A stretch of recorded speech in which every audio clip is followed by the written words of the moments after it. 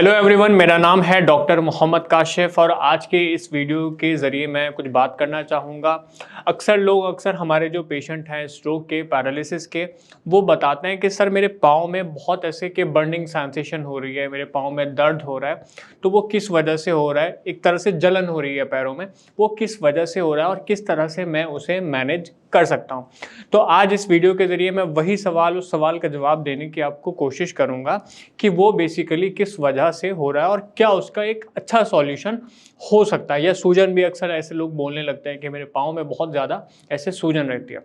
देखिए, सबसे पहली बात आप ये समझिए कि आपके जब ब्रेन में किसी क्लॉट की वजह से या खून बहने की वजह से जो आपके न्यूरॉन्स थे, जो आपका ब्रेन का कुछ हिस्सा था, वो डैमेज हो गया। अब वो जो हिस्सा था वो कहीं ना कहीं आपके पैर की जो सेंसेशन है उसको कंट्रोल कर रहा था, आपके जो पैर के मूवमेंट है उसको कंट्रोल कर रहा था। अब जब कंट्रोल कर रहा था और वो सेल डैमेज हो गए तो उसका जो कंट्रोल है वो बहुत ख़राब हो गया, या तो बिल्कुल ही ऐसे ज़ीरो हो गया या बहुत ऐसे ख़राब हो गया। वो निर्भर करता है कि आपके ब्रेन में, आपके न्यूरॉन्स में कितना डैमेज हुआ है।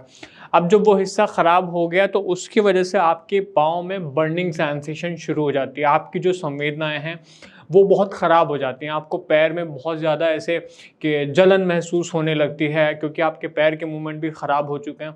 तो यहाँ जितने ऐसे पेशेंट हैं उनके लिए क्या ज़रूरी है, क्या वो कर सकते हैं? देखिए, सबसे ज़रूरी है कि उनके लिए जो उनकी मेडिसिन है, जो दवाइयाँ वो ले रहे हैं, वो लगातार उन दवाइयों पर रहें, क्योंकि एकदम जो रिकवरी है वो एकदम बूस्ट होकर नहीं आती। उसके लिए आपको कंसिस्टेंसी रखनी पड़ती है, उसको आपको लगातार अपनी दवाइयाँ बनाए रखनी होती हैं। दूसरी चीज़ है वो है एक्सरसाइज। जब आप मूवमेंट बिल्कुल भी नहीं करते तो उसकी वजह से एक तो आपका जो पैरों में फ्लूइड है, एक तरह से बोल सकते हैं पानी सा इकट्ठा हो जाता है पैरों में, जिस वजह से बहुत ज़्यादा सूजन हो जाती है। साथ में वही सेम एक ऐसे कि जलन होना शुरू हो जाती है।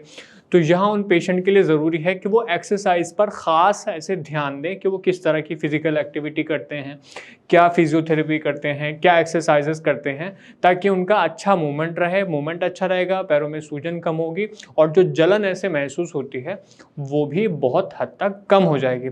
इसके अलावा आप और कोशिश कर सकते हैं, ज़्यादा अगर जलन रहती है, ज़्यादा दर्द रहता है, तो जो इलेक्ट्रिकल स्टिमुलेशन फिजियोथेरेपिस्ट आपको देते हैं या हल्का सा ऊपर की तरफ मसाज ऐसे होता है, वो मसाज और इलेक्ट्रिकल स्टिमुलेशन भी आप ले सकते हैं उस बर्निंग सेंसेशन यानी जलन को कम करने के लिए, या साथ में जो आपके सूजन पैर में हो गई है उस सूजन को कम करने के लिए।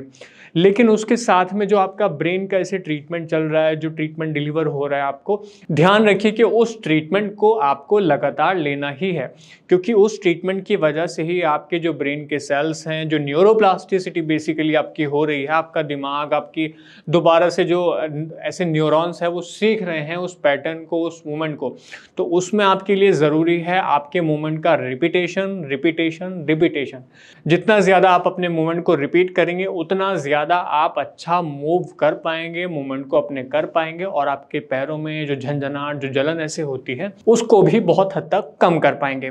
मैं समझता हूँ कि आज इस वीडियो के ज़रिए जो मैंने सवाल का जवाब देने की आपको कोशिश करी है वो आपको बहुत हद तक समझ में आया होगा। फिर भी कुछ समझ में नहीं आया तो आप नीचे दिए गए नंबर पर हमें बता सकते हैं, या कमेंट सेक्शन में लिख के कोई नया सवाल है तो हमें बता सकते हैं, ताकि हम उसका बेहतर से बेहतर जवाब देने की कोशिश करें। धन्यवाद।